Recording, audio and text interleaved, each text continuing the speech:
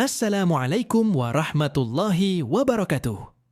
Segala puji bagi Allah Subhanahu wa Ta'ala, Rabb semesta alam, yang telah menciptakan langit dan bumi, serta memberikan nikmat yang tiada terhingga kepada kita semua, baik yang kita sadari maupun yang tidak kita sadari. Dengan rahmat dan kasih sayangnya, kita masih diberikan kesempatan untuk menjalani kehidupan ini dalam keadaan sehat walafiat dan dalam nikmat iman serta Islam.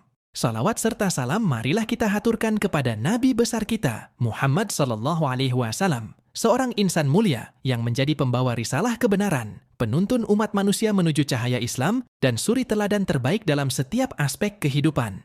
Semoga kita senantiasa istiqamah dalam mengikuti ajaran beliau dan mendapatkan syafaatnya kelak di yaumul akhir.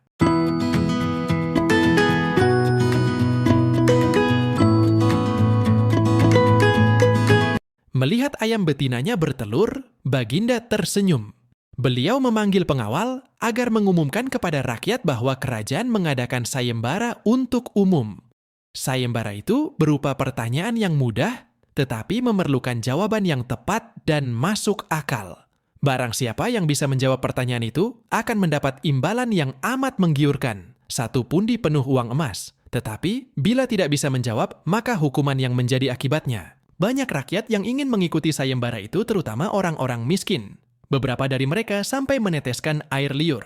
Mengingat beratnya hukuman yang akan dijatuhkan, maka tak mengherankan bila pesertanya hanya 4 orang. Dan salah satu dari para peserta yang amat sedikit, itu adalah Abu Nawas. Aturan main sayembara itu ada 2. Pertama, jawaban harus masuk akal. Kedua, peserta harus mampu menjawab sanggahan dari Baginda sendiri. Pada hari yang telah ditetapkan, para peserta sudah siap di depan panggung. Baginda duduk di atas panggung. Beliau memanggil peserta pertama. Peserta pertama maju dengan tubuh gemetar. Baginda bertanya, "Manakah yang lebih dahulu, telur atau ayam?" "Telur," jawab peserta pertama. "Apa alasannya?" tanya Baginda. "Bila ayam lebih dahulu itu tidak mungkin karena ayam berasal dari telur." Kata peserta pertama menjelaskan, "Kalau begitu, siapa yang mengerami telur itu?" Sanggah Baginda. Peserta pertama pucat pasi. Wajahnya mendadak berubah putih seperti kertas. Ia tidak bisa menjawab. Tanpa ampun ia dimasukkan ke dalam penjara. Kemudian peserta kedua maju dan dia berkata, "Paduka yang mulia, sebenarnya telur dan ayam tercipta dalam waktu yang bersamaan." "Bagaimana bisa bersamaan?" tanya Baginda. "Bila ayam lebih dahulu itu tidak mungkin karena ayam berasal dari telur.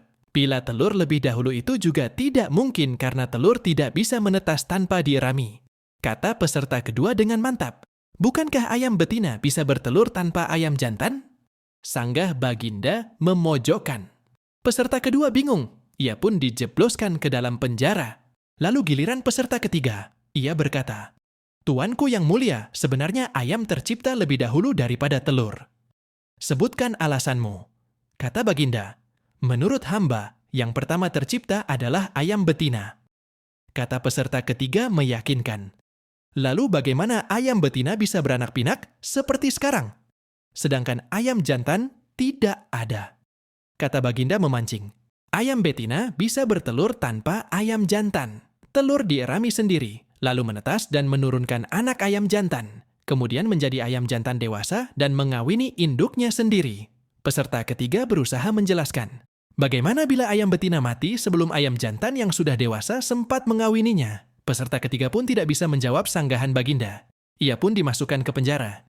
Kini tiba giliran Abu Nawas. Ia berkata, "Yang pasti adalah telur dulu, baru ayam. Coba terangkan secara logis." Kata Baginda ingin tahu, ayam bisa mengenal telur. Sebaliknya, telur tidak mengenal ayam. Kata Abu Nawas singkat. Agak lama Baginda Raja merenung. Kali ini Baginda tidak nyanggah alasan Abu Nawas. Keesokan harinya, Abu Nawas sedang berjalan-jalan santai. Ada kerumunan massa. Abu Nawas bertanya kepada seorang kawan yang kebetulan berjumpa di tengah jalan. "Ada kerumunan apa di sana?" tanya Abu Nawas. "Pertunjukan keliling yang melibatkan monyet ajaib." "Apa maksudmu dengan monyet ajaib?" Kata Abu Nawas. Ingin tahu. Monyet yang bisa mengerti bahasa manusia, dan yang lebih menakjubkan adalah monyet itu hanya mau tunduk kepada pemiliknya saja. kata kawan Abu Nawas menambahkan. Abu Nawas makin tertarik. Ia tidak tahan untuk menyaksikan kecerdikan dan keajaiban monyet itu. Kini Abu Nawas sudah berada di tengah kerumunan para penonton. Karena begitu banyak penonton yang menyaksikan pertunjukan itu, sang pemilik monyet dengan bangga menawarkan hadiah yang cukup besar bagi siapa saja yang sanggup membuat monyet itu mengangguk-angguk. Tidak heran bila banyak di antara para penonton mencoba maju satu persatu. Mereka berupaya dengan beragam cara untuk membuat monyet itu mengangguk-angguk, tetapi sia-sia. Monyet itu tetap menggeleng-gelengkan kepala. Melihat kegigihan monyet itu, Abu Nawas semakin penasaran, hingga ia maju untuk mencoba. Setelah berhadapan dengan monyet itu, Abu Nawas bertanya, "Tahukah engkau siapa aku?" Monyet itu menggeleng. "Apakah engkau tidak takut kepadaku?" Tanya Abu Nawas lagi. Namun monyet itu tetap menggeleng. "Apakah engkau takut kepada tuanmu?" Tanya Abu Nawas memancing. Monyet itu mulai ragu. "Bila engkau tetap diam, maka akan aku laporkan kepada tuanmu."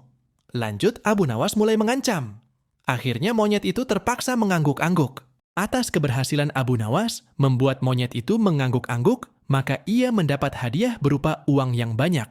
Bukan main marah pemilik monyet itu hingga ia memukuli monyet yang malang itu. Pemilik monyet itu malu bukan kepalang. Hari berikutnya ia ingin menebus kekalahannya. Kali ini ia melatih monyetnya mengangguk-angguk. Bahkan ia mengancam akan menghukum berat monyetnya bila sampai bisa dipancing penonton mengangguk-angguk terutama oleh Abu Nawas. Tak peduli apapun pertanyaan yang diajukan.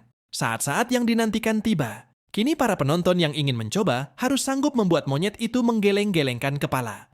Maka seperti hari sebelumnya, banyak para penonton tidak sanggup memaksa monyet itu menggeleng-gelengkan kepala. Setelah tidak ada lagi yang ingin mencobanya, Abu Nawas maju. Ia mengulang pertanyaan yang sama. "Tahukah engkau siapa daku?" Monyet itu mengangguk. "Apakah engkau tidak takut kepadaku?" Monyet itu tetap mengangguk. "Apakah engkau tidak takut kepada tuanmu?" Pancing Abu Nawas. Monyet itu tetap mengangguk karena binatang itu lebih takut terhadap ancaman tuannya daripada Abu Nawas. Akhirnya Abu Nawas mengeluarkan bungkusan kecil berisi balsam panas. "Tahukah engkau apa guna balsam ini?" Monyet itu tetap mengangguk. "Baiklah, bolehkah kugosok selangkangmu dengan balsam?" Monyet itu mengangguk. Lalu Abu Nawas menggosok selangkang binatang itu. Tentu saja, monyet itu merasa agak kepanasan dan mulai panik. Kemudian Abu Nawas mengeluarkan bungkusan yang cukup besar. Bungkusan itu juga berisi balsam.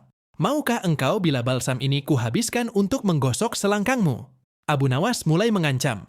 Monyet itu mulai ketakutan. Dan rupanya ia lupa ancaman tuannya, sehingga ia terpaksa menggeleng-gelengkan kepala sambil mundur beberapa langkah.